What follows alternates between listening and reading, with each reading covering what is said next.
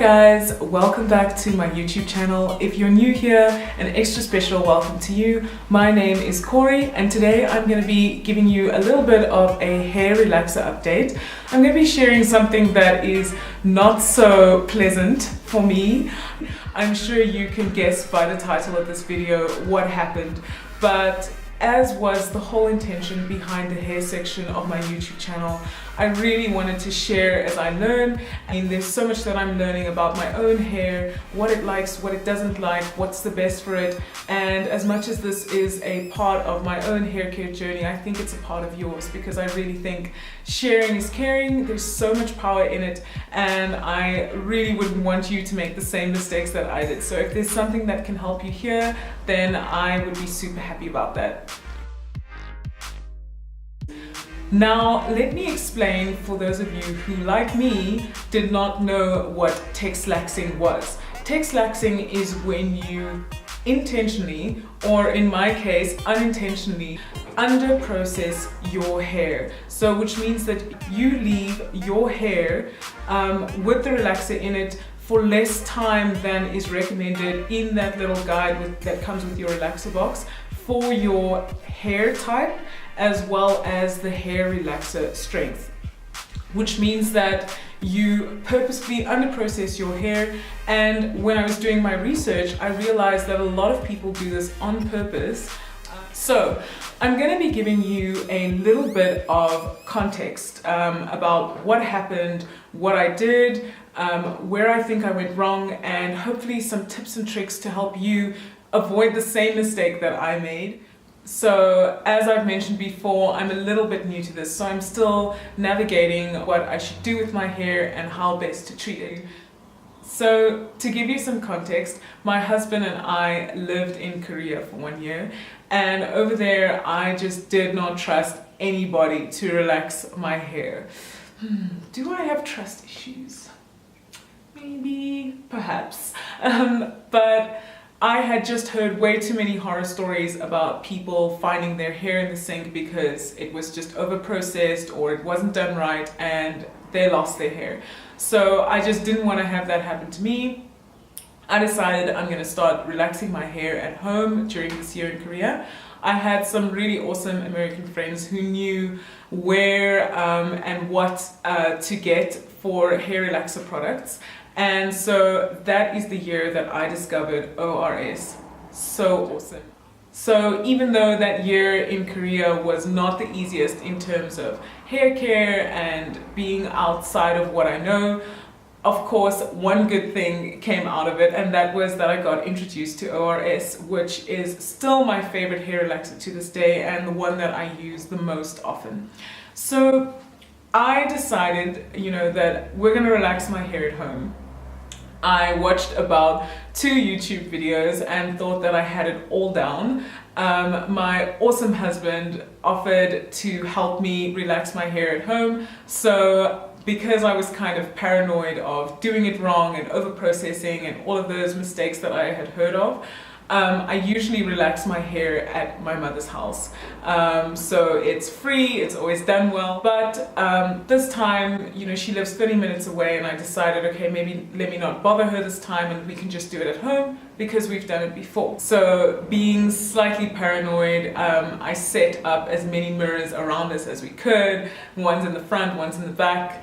I got all the tools ready. He would take the back part, I would take the front. And we went on and we managed. We were by no means experts to this thing, but we did manage and we got the job done. However, when I came back, I fell straight back into the comfort of my mother relaxing my hair. She always has. She's the only person that I trust to relax my hair. I don't go to hair salons for that. But this time, seeing that she lives like 30 minutes away from my house, I decided, you know what, we can do this. We've done it before in Korea. We can do it again and we know what to do. So again, we had the same setup, mirrors, tools, everything was fine. And for some reason, this time it didn't go like it normally did. So my husband took the back, I took the front as usual, and we would go in and put on the product.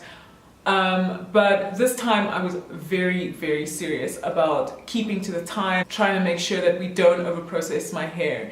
I think some of the things that I did wrong was that I hyped it up too much. For some reason, it didn't go at all as well as it did before. So we were clashing, we were wasting time, we somehow couldn't get in sync and do things properly and fast enough and all of that, and it was a hot mess. Like, we could find that towards the end we saw that, oh man, there's some parts that we haven't touched, that we haven't gone over properly, and then by then it was too late, because I was super strict about keeping to the time and making sure that we don't overprocess my hair, because that obviously causes breakage.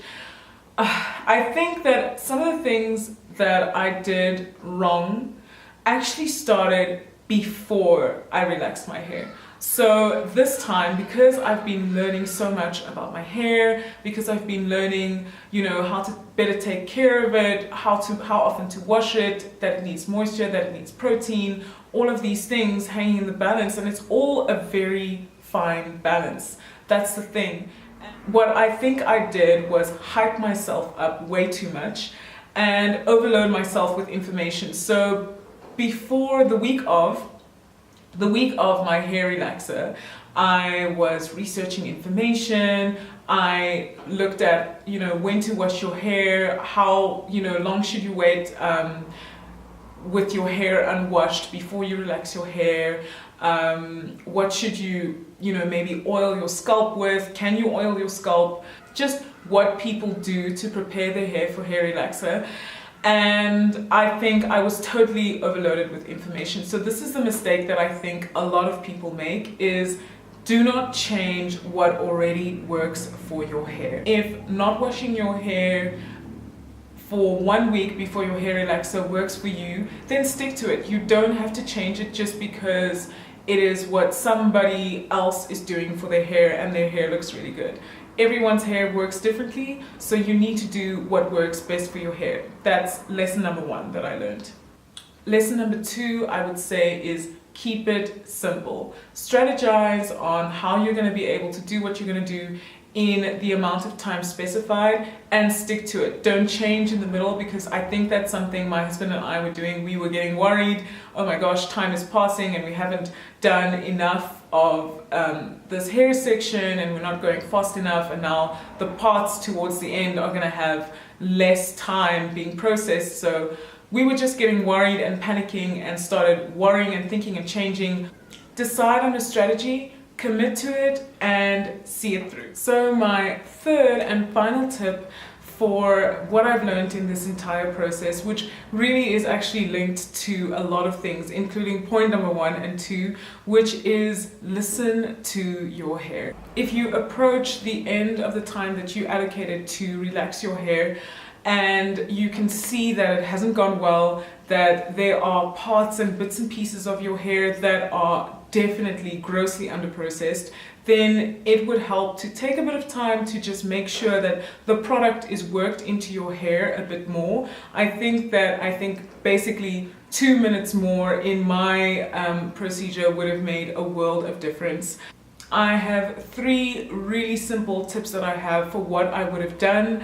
Of course, it's always hindsight 20/20 vision, right? So now that I've done it, I can see clearly what I should have done, but it wasn't always that simple in the beginning. Of course, I was afraid of processing my hair. So tip number 3 might have been a little bit difficult for me to think this is the best thing to do, because there's obviously a fine balance. So if you go over, then obviously over processing your hair can cause breakage, which we don't want.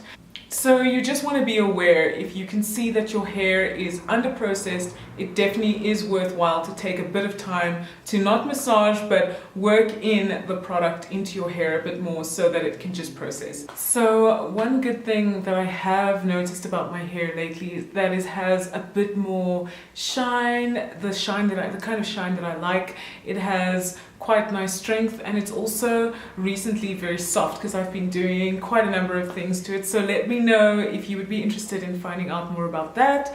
And also, if what I shared in this video in particular helped you in any way, then I'd really appreciate it if you would give it a thumbs up, a like, and also subscribe to get any more videos that I make like it.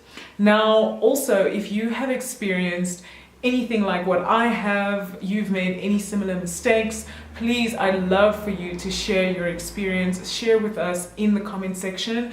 And if you found any ways to remedy this because you too have experienced it and you found a way to work around it or work with it, I'd love for you to share that as well. Please let me know. Okay, so as always, thank you so much for watching. I always appreciate the support. I hope that you like and subscribe. Let me know what you think in the comment box, and I'll see you soon. Bye.